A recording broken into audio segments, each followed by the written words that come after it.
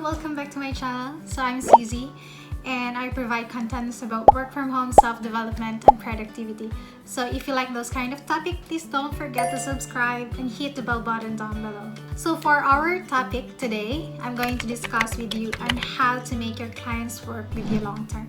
But before I dive in, I would like to say thank you for all people or my followers who participated in my poll on my IG account here. You're the reason why I'm doing this right now. Okay, so let's start. And I would like you to know that there are only 3 major things that you need to know so that magiging long-term client mo ang pang per project lang. So, if you like the topic, keep on watching. So first thing, you need to submit the deliverables or output before the deadline. Mga pilang days pa. Pilang days. Pila is that's Bisaya for ilang days. So, kahit mga ilang days pa, dapat na-submit mo siya for approval. Kasi sometimes may gusto pa yan siyang ipa-revise or meron siyang gusto pang ipaulit. At least, ma-revise mo na siya before pa yung deadline. Deadlines for them is so very important. So, when they say deadline is tomorrow, you should really work that mga ilang hours pa before the deadline for tomorrow. Yes, before the deadline, hindi talaga siya on. Unless, if alam mo talaga, if tama na yung ginagawa mo.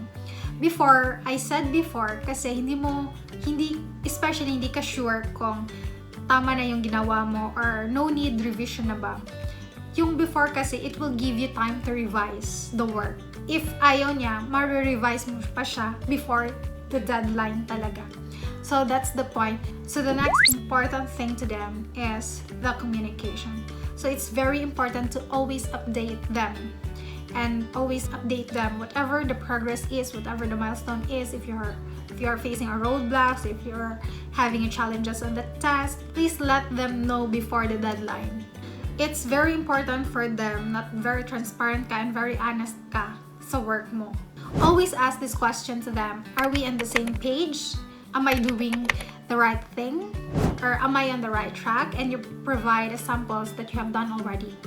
Para naman kung may mali, at least maulit mo na or mabago mo na before pa sa deadline. Kung meron ka mang mga challenges or roadblocks na nai-experience on doing the project, please let them know ahead of time.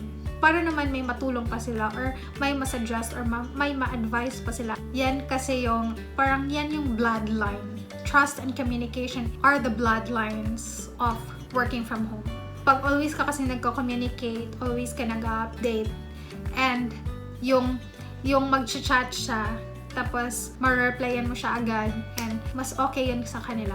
Yes, I can say I have a lot of clients right now, but I really don't make them feel na hindi sila special for me or mas prioritize ako na iba na client. No, I don't make them feel that way. I always respond to their concerns. Communication is the key. And the third thing is that always treat your client's business as your business as well. I cannot really emphasize that, but that is very important. Kasi magiging iba na yung perspective mo eh. Diba? The more ka, mas magiging motivated, the more ka, mas magiging creative if you think that this project is mine or this business is mine. So if you also think that your client's business is your business, then mag-iiba din yung approach mo and how you are going to work on that client. Yeah, I always apply that to all of my clients na pag nag-boom to na business, then it means I'm successful. Pag nalugi siya, lugi ka din. More likely, tatanggalin ka din niya, hindi ka na din niya i-hire. Kasi ano pang gagawin mo sa business niya kung nalugi na yung business niya, diba?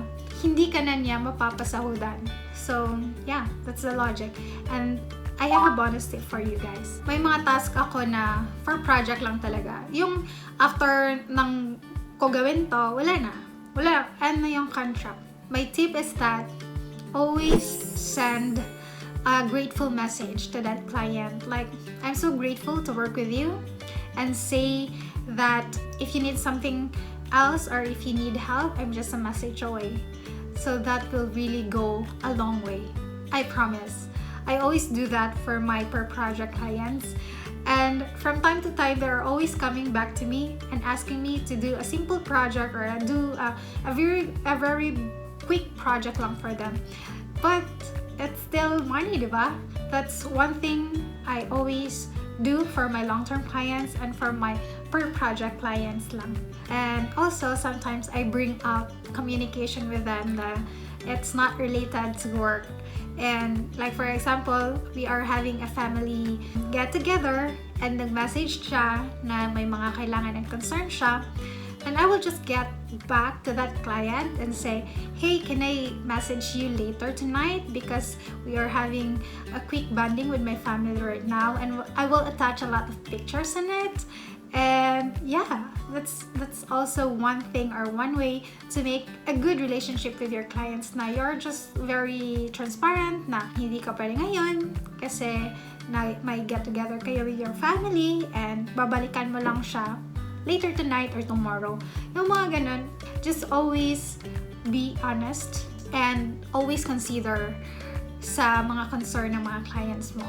And oh, by the way, I made a new Facebook group. It is called I'm Ready to BossedUp. Kasi yung mga darating ko ng mga videos, it's more on technical na. It's more on doing the thing. Yung gagawa ka ng mga CV mo, gagawa ka ng mga portfolio mo, gagawa ka ng website mo, yung mga ganon, yun na yung mga topics natin for the next videos. So, hope you guys join my Facebook group so that you can send or you can let me see the one that you've made. I can suggest or I can recommend kung anong yung mas maganda gawin or yung mga ganon. Mag-update lang tayo doon. And yeah, I'm so excited to see you there. So hope this video helps you a lot. So if you have topics and suggestions, just comment down below and don't forget to subscribe to my YouTube channel. See you in my next one. Bye!